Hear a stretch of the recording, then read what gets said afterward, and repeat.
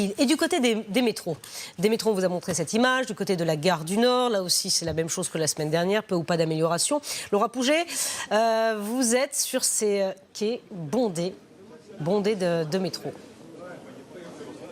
Oui, sur le quai de la ligne 4 où passe en ce moment à peu près un train sur 3. Et il n'y a pas que des usagers sur le quai, il y a aussi des grévistes de la RATP venus faire ce matin une petite manifestation. Je me trouve d'ailleurs avec Anan, conductrice de la ligne 5 du métro. Bonjour Anan, pourquoi vous êtes venue ce matin ? On est venu manifester notre colère en fait contre cette réforme parce que très clairement on est contre et puis voilà, on va tenir jusqu'au bout et puis on veut essayer... Tenir jusqu'au bout, c'est-à-dire jusqu'à Noël pour vous ? Ah mais même plus s'il faut tenir jusqu'au bout, pour moi c'est, et je pense que pour tous mes collègues également, c'est le retrait de la réforme. Sans ça, on ne s'arrêtera pas, il n'y a pas de trêve de Noël.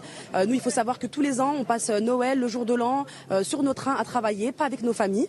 Donc je pense qu'une partie des usagers vont comprendre, nous, ce qu'on vit. Que leur dites-vous d'ailleurs à ces usagers qu'on voit quand même fatigués ce matin, au 8e jour ouvré de grève ?